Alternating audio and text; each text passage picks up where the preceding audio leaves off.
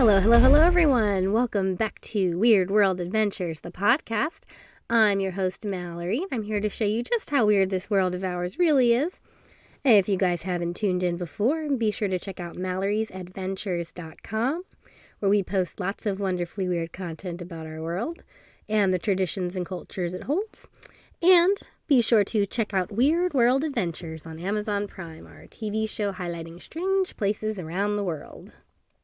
All right, so it's the end of January, and it was just Martin Luther King Day this week, so I thought it would be fun to share some facts about Martin Luther King Jr. that you probably didn't know. I know I did not know most of these. I haven't even read them all. I like to read them cold because it's more fun for the reaction, but I did skim ahead a little bit, and I didn't know most of them. And I will say I apologize in advance for the raspy voice. I am sick for the 5th time this year. The wonders of the preschool plagues, and in a nice big giant snuggie. I thought that would be a fun little addendum here as we talk about Martin Luther King Jr. and some interesting facts you probably didn't know about him. Let's get started. So his original name was not actually Martin. His given name was Michael, after his father, Reverend Michael King Sr. Apparently, his father attended an international Baptist conference in Germany when he became inspired by the teachings of the 16th century religious thinker Martin Luther. And then he changed both his and his son's name after coming back from Germany. At the time, Michael King was already 5 years old, so he remained Mike to his closest friends and family for the rest of his life. Obviously, everyone knows he was passionate about fighting for racial justice, but he also was this person doing that from a very young age. In his autobiography, he recounted his first personal experience with racism and segregation. As a child, his white friends suddenly refused to play with him, and it created a betrayal as the moment he first became interested in fighting against racism. I mean, that's a very horrible personal thing to have to go through at such a young age, so I totally get that. He was kicked out of 1st grade and ended up skipping 2 more years of school later on. He was enrolled in 1st grade at the age of 5, which was too young per the school's entry requirements, so his teacher expelled him. According to Martin Luther King Jr. Research and Educational Institute at Stanford, they're the ones who made that claim. Years later, he was able to skip both the 9th and 12th grades because of his academic achievements. He was enrolled in college when he was only 15 years old. Instead of finishing 12th grade and going through a formal high school graduation, he was accepted into and enrolled at Morehouse College at the age of 15, where he completed a bachelor's degree in sociology. And appropriately, one of his first jobs was working for a newspaper. His work ethic led to a promotion, and he became the youngest assistant manager for the Atlanta Journal delivery station at the age of 13 years old. I did not know that. He was always a natural in front of a crowd. I mean, that checks out. He's one of the greatest speakers of all time. His public speaking dates back to his teenage years when he won an oratory contest in Georgia for speaking on a topic titled The Negro and the Constitution when he was a teenager. He wasn't always steadfast in his faith. Although he would later become a religious leader, as a teenager he had a very different view of faith. In his autobiography, he wrote that he wasn't afraid to openly question everything he had been taught, even when it got him into trouble. He said in his own autobiography that at the age of 13, he shocked his Sunday school teacher by denying the bodily resurrection of Jesus. He was not inspired to become a minister until college. He didn't always plan on following his father's footsteps and becoming a minister. However, according to the Research Foundation, after he took a Bible course with Dr. George Kelsey, he was inspired to use ministry as a medium for social justice and racial reform. He was the valedictorian of his class at Crozer Theological Seminary. He earned his Ph.D. in systematic theology at Boston University. And he was also awarded at least 20 honorary degrees in his later years. As if earning 3 degrees as a student wasn't enough, he was awarded honorary doctorates from Howard University, Bard College, Yale, Wesleyan, and many other higher education institutes across the United States and the world. Interesting. Throughout his life, King was a voracious reader. He enjoyed delving into the works of great philosophers and thinkers such as Socrates, Rousseau, and Aristotle. But of all the great texts that influenced him, the essay Civil Disobedience by Henry David Thoreau was the most impactful. According to his autobiography, he said Thoreau's belief that an individual should not cooperate with an evil system greatly influenced his worldview. It's very interesting because I like a lot of Henry David Thoreau. I know a lot of people that don't, but I do. He met his future wife over the phone while studying at Boston University. He lamented to friends that he had yet to meet any woman he seriously liked. Then he reached out to his friend, Mary Powell, who suggested he meet Coretta Scott. In 1952, they had their first interaction in a brief phone call, during which they agreed to meet in person. They had a very unusual honeymoon. They married on June 18, 1953 in Alabama.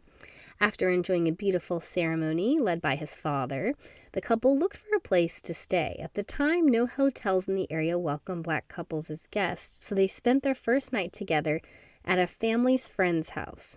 But he happened to also be an undertaker who worked out of his home. That sounds like a honeymoon I'd be interested in. Talk about weird and unusual. He called Boston his second home. He returned to New England several times throughout the rest of his life, after spending many young adult years in Boston. And of course, he never expected to become a civil rights leader.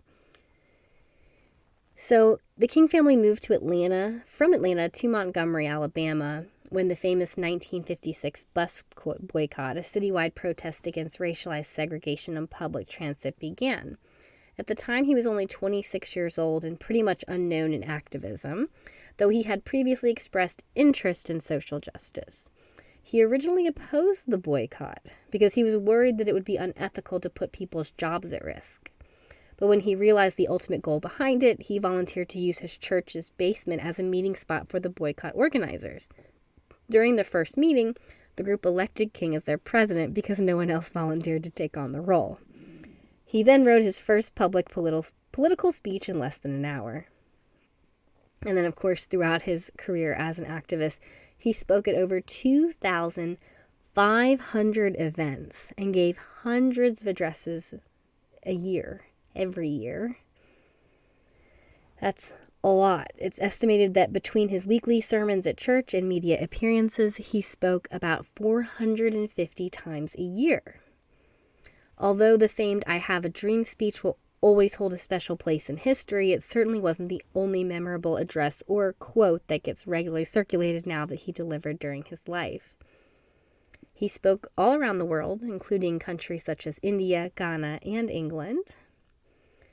And once he became the president of the Southern Christian Leadership Conference in 1967, he began traveling all over the world to deliver speeches about the importance of fighting for racial equality. He wrote 6 books. I did not know that. His collective works include Stride Toward Freedom, Where Do We Go From Here, and Why We Can't Wait, which all document the rise of civil rights movements in the United States. Additionally, he published a book of his most requested sermons and a collection of his broadcast addresses and an autobiography. He had a deep appreciation for gospel and jazz. And this naturally makes sense. I don't know about this being an interesting fact per se, but his political position became more radical over time, which just kind of makes sense because if you're pushing for a cause, the more resistance you see against it, the more passionate I feel like you become to push for that. His imprisonment helped get JFK elected. In October 1960, King was jailed for participating in a sit-in protest at the Georgia department store. At the time, Senator JFK was running against Richard Nixon for presidency. Although Kennedy was a registered Democrat, his views on civil rights and racial justice had been very unclear up until that point. However, upon learning of the Reverend's unjust treatment by the police department A key advisor told Kennedy that his response to the situation would determine his voter turnout. So as a result, Kennedy called Scott King and personally offered his support. Many historians credit this action to the large black voter turnout in the 1960s in that election and led to Kennedy's eventual win. The most memorable part of his I Have a Dream speech was not planned. During the 1967 March on Washington, King delivered a monumental speech, obviously, that had been well prepared by his speechwriter Clarence Jones. But the more he spoke in front of this 250,000-person crowd, the more impassioned he grew, which led him to go off course towards the end of the speech. His famous lines, "I have a dream that one day this nation will rise up," were actually improvised. Apparently, he almost died years before his assassination. In 1958, a woman approached him at a book signing event in New York and stabbed him with a letter opener. The attack resulted in life-threatening injuries, and it was very close to his heart, but he received immediate emergency medical care and survived. You know, lots of people have fun conspiracies, and this one's interesting. Some people actually believed his last speech foreshadowed his death. The day before he was assassinated, he gave a speech in Memphis to offer support for sanitation workers who had received unfair treatment from their bosses. The goal of this address was to push for union representation and safer working conditions.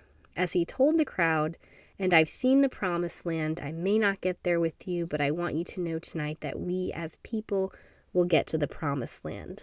In the aftermath of his death, some people found the language he used to be an eerie indication that he knew his death was imminent and coming fast. His final conversation involved a very simple request. According to biographer and historian Taylor Branch, his final conversation was with a saxophonist named Ben Branch. The Reverend reportedly asked the musician to play his favorite song, the hymn "Precious Lord, Take My Hand," at an event they were both scheduled to attend later that evening. However, King never got to hear Branch's rendition of the song. Moments after making the request, he was assassinated on the balcony outside his room. Someone else at the motel died on the day of his assassination. One of the staff members who worked at the Lorraine Motel, where King was assassinated, died shortly after he did. The motel owner's wife was so traumatized by the sight and sound of his death that it caused her to suffer from a fatal stress-induced heart attack. Stevie Wonder wrote a song to honor the late activist. In the wake of his death in '68, several notable figures found ways to honor him and aid in the push for Martin Luther King Day. By the 1970s, President Jimmy Carter pledged his support of the holiday, but the King Holiday Bill didn't pass in Congress. To help garner support in the following years, Stevie Wonder wrote and recorded his song "Happy Birthday" in honor of King. He also joined the Reverend's wife on a 4-month tour to advocate for the holiday. He is the only American, other than George Washington, whose birthday is a national holiday. Another really interesting fact, Martin Luther King Day is a big deal in Hiroshima. Interesting. So, on Martin Luther King Jr. Day, thousands of Americans join parades, volunteer, or just take a few minutes to enjoy the legacy of a man devoted to peace. And odds are at least a few people do in Japan, thanks to a former Hiroshima mayor who was also a Martin Luther King superfan. Apparently, Hiroshima is one of the only cities outside of North America to honor Martin Luther King Day. The relationship highlights a lesser-known part of the King's legacy as an anti-nuclear activist. For decades, King spoke adamantly against the nuclear weapons that devastated Hiroshima and Nagasaki, saying that further use of such bombs would transform the world into an inferno that even the mind of Dante could not imagine. In a 1967 letter addressed to the people of Japan, he wrote, "Japan knows the horror of war and has suffered as no other nation under the cloud of nuclear disaster. Certainly Japan can stand strong for a world of peace." He also wrote a desire to visit, expressing hope that his schedule will soon permit him to bring greetings from the goodwill and brotherhood of the United States. Tragically, he never made it there. 4 months after he signed the letter, he was assassinated. It took 30 more years and a man named Tadachiti Akiba for the ties King established to be tightened. Born in Tokyo in 1942, Akiba traveled to the United States to get his graduate degree and stayed there for 18 years. After moving back into Japan, he entered politics and was elected the mayor of Hiroshima in 1999. He quickly threw himself into peace activism work, and like his predecessors, he wrote protest letters to countries possessing nuclear weapons and became president of the Mayors for Peace. He often resurrected the words and teachings of Dr. King, drawing parallels between the fight for civil rights and the struggle for disarmament. He borrowed King's phrasing to explain an early project in which Hiroshima donated cherry blossoms to the United States in exchange for dogwood trees, saying he had a dream of diverse people and trees gathered together.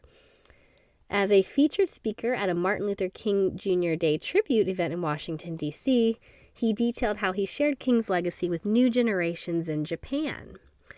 And he said, in Japan, we traditionally celebrate the coming of age for young people on January 15th, Martin Luther King Jr.'s birthday. He said, on that day, I always tell our young people about the civil rights movement in the United States to impress upon them the importance of electoral politics and nonviolent social change. He also passed out booklets about King to the city's youth. This alliance worked well for Akiba because in his time with Mayors for Peace, he brought hundreds of new member cities and helped to pass a number of disarmament resolutions. Though he stepped down as mayor in 2011, his enthusiasm for Dr. King has left a legacy in Hiroshima, one that is reciprocated across the sea. When Americans seek a place to commemorate the bombings of Hiroshima and Nagasaki, they often choose Washington, D.C.'s Martin Luther King Jr. Memorial, which is a foreground for much of the year by the cherry blossoms. He actually won a Grammy after he died. One of the most controversial addresses that he gave went on to receive a high honor. The speech, referred to as Why I Oppose the War in Vietnam, and also Why I Am Opposed to the War in Vietnam, was recorded on vinyl and earned him a post-mortem Grammy for the Best Spoken Word Recording in 1970. And he's also still the youngest man to receive the Nobel Peace Prize. He's honored in cities all over the world. There are dozens of statues and monuments commemorating King across the U.S. and the world, including one in England at Westminster Abbey and another in Cuba. This doesn't include the countless schools and 1,000-plus streets named after him across the globe. So I just think that's really fascinating. We wanted to honor Martin Luther King for Martin Luther King Day here for Weird World Adventures. And I know it's a little bit late, but we release our podcast on Wednesday, and Martin Luther King Day was Monday. So I hope you enjoyed these interesting facts. I know I did not know most of those. Thank you guys so much for tuning in today. Again, please visit Malorie'sAdventures.com to learn more. And make sure you watch Weird World Adventures on Amazon Prime with Season 2 releasing any day here now. And tune in next week where we talk about Penguin Awareness Day. Thank you guys so much for tuning in.